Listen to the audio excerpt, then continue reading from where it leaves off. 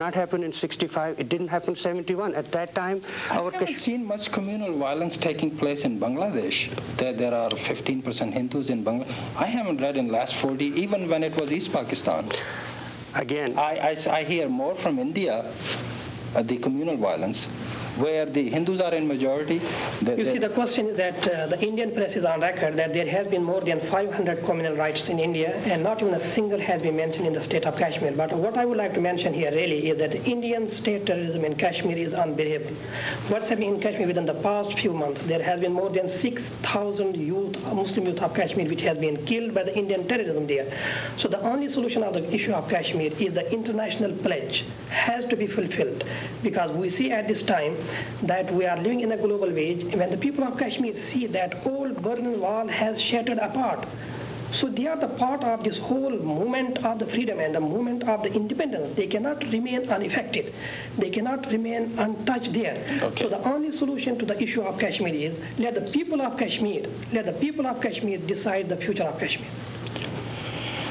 Dr. Fotedar, any other solution which will be more acceptable to Hindu side of this issue? I believe. I mean, I hear again and again, Dr. Fai, from you about the plebiscite, honor the international pledge, United Nations resolution, Shimla agreement.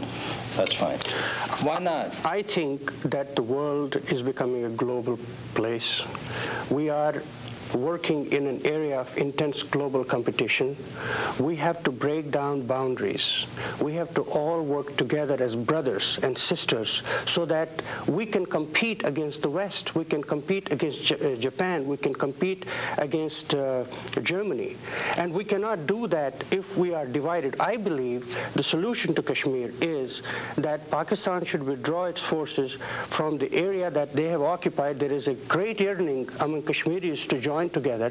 I think the state of Jammu and Kashmir should be fully integrated with India, and they should then bear the fruit of secularism of India, because if secularism in India dies, we're talking about 100 million Muslims who will be asked by Hindus who can go and say, hey, we want a Hindu homeland. After all, Muslims have a Pakistan as a homeland and Bangladesh as a homeland. Hindus don't have a homeland. Dr. Fotedar, when we invited you to this show, we expected a different position that you would take from the position of the Indian government. Indian position not only is unacceptable to Kashmiris and Pakistanis, but it's unacceptable to many other countries in the world.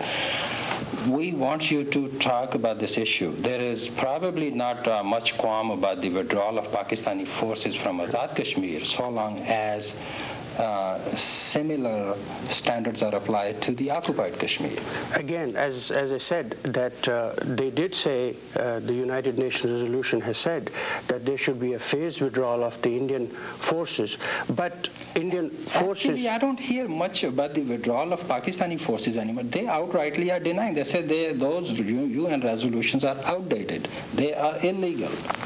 So let me make a good point here, because Dr. Fotedar mentioned a very important point here. He said that Kashmir has to be annexed with India in order to make it a stronger nation. That's exactly what Saddam Hussein did in Iraq, because he tried to annex Kuwait so that he can have all possible resources, and see the condemnation of the whole international community.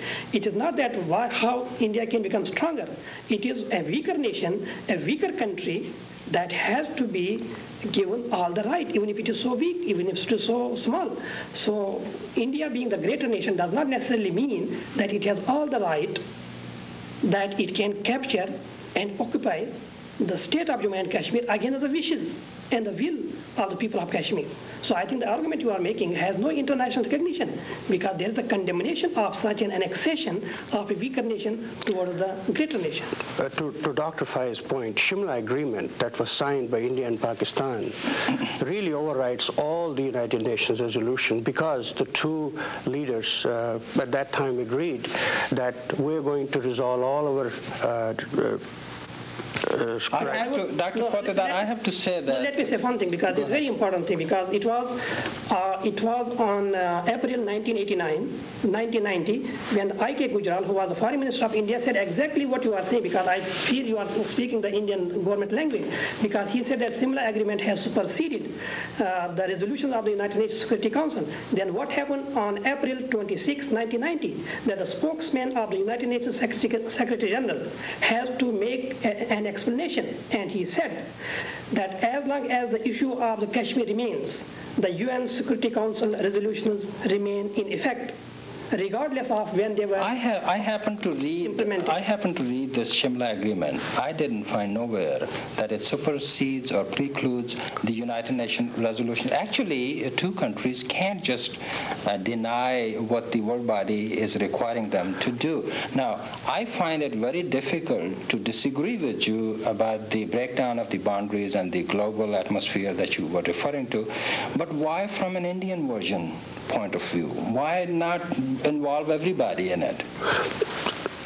No problem. I mean, why not talk to Pakistan and sit down and try to develop some confidence-building measures?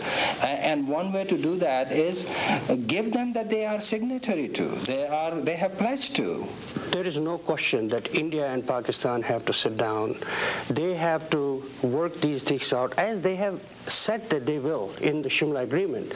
Going back to Shimla Agreement, they agreed to a different line of control in Shimla Agreement that was established in 1971, That's right. other than what the UN Commission had imposed in 1949. So what we are saying is that when they choose to negotiate and agree on some mutually beneficial things, they do a very good job. So that's why I'm saying is that the United Nations came into picture under Article 6, which is called mediation. Okay, we went to United Nations for mediation. Why go to United Nations? Last rebut from you. No, in fact, what I am saying that it is within the Shimla Agreement that the relationship between India and Pakistan will be governed by the UN Charter. And Article 34, 35, and including Article 103 of United Nations Charter says that Security Council can investigate the dispute independently or upon the request of the member state, and this provision of the Security Council cannot be subservient upon any bilateral agreement. And bilateral agreement here is Shimla Agreement, and Shimla Agreement cannot supersede United Nations. And more importantly, at this particular point in time, we have seen that the United Nations Security Council resolution is working. So the people of Kashmir are so fortunate. Because our issue is internationally recognized, and our resolutions will be workable. That brings us to the conclusion of this interview, but before we leave, I would like to ask each one of you to give your closing remarks. I don't want you to leave here and feel that you had something to say and were not able to say. 30 seconds. Okay. I think the government of India has to restore law and order in Kashmir. I think people who have suffered, both Hindus and Muslims, because of what is happening, they have to be rehabilitated. Hindus in particular need to be given the confidence that they can go back to their ancestral homes, and then their places of worship need to be restored to them.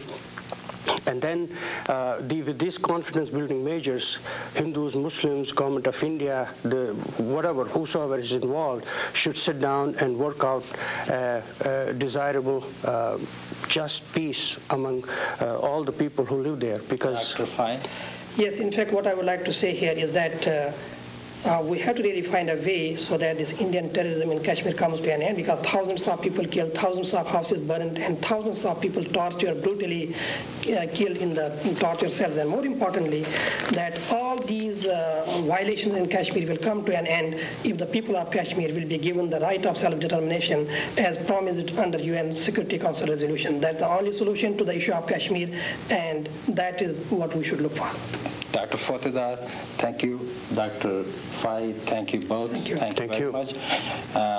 We will be in touch with you very soon with the latest update on Kashmir. Thank you.